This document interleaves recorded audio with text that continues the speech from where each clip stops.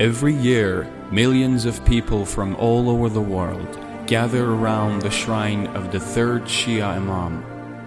The number of the participants last year was over 20 million people.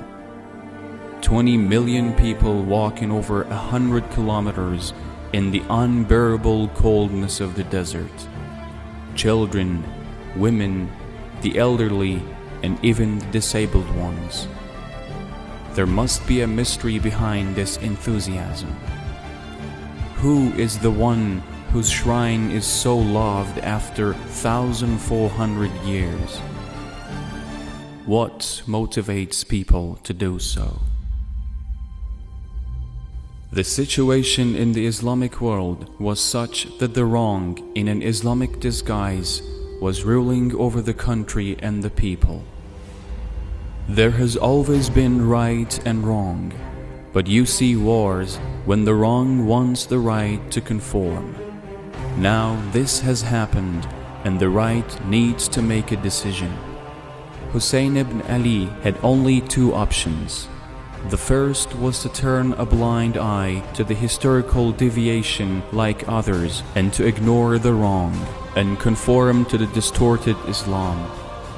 Second was to reject the wrong at any cost and expose this deviation for the rest of the time.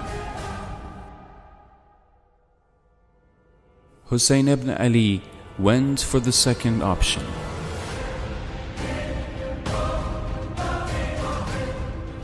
He takes his family with him. Therefore, a great sacrifice is on the way. The morning of the promised day, the wrong with hundreds of warriors stands in front of the right, with an army of less than 100. He and his followers sacrificed all they had to expose the brutality of the wrong Islam. From the moment that the war began, every second, the wrong Islam was exposed and the right Islam was revealed.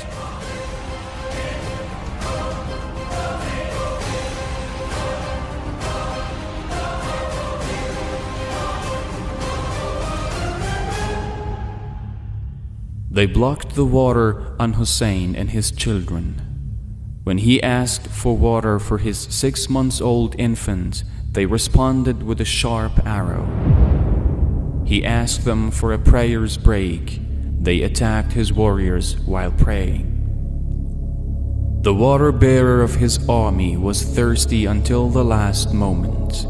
He sent his own son before others for fighting. His companions and fighters were killed one by one until Hussein was left alone. His oppressed voice has echoed throughout history when he called, "Is there anyone to help me? Is there anyone to help me?" And now it was the time to sacrifice himself for the sake of freedom from oppression. After him, calamities did not stop. They burned the tents and imprisoned the survivors. This was just a portion of what Hussein, Imam Hussein, had to bear to reveal the truth and astonished the world.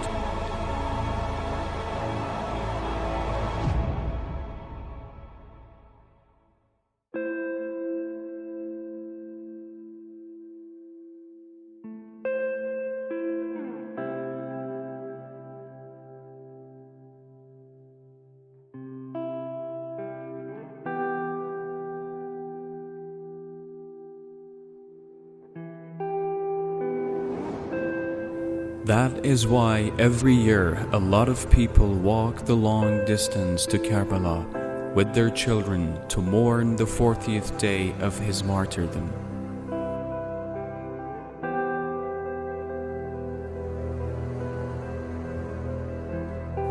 And that was what Hussein went through in order to revive the truth.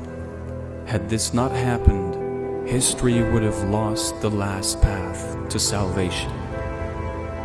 One may wonder why non-Muslims joined the 20 million man march for paying tribute to the reviver of the true Islam.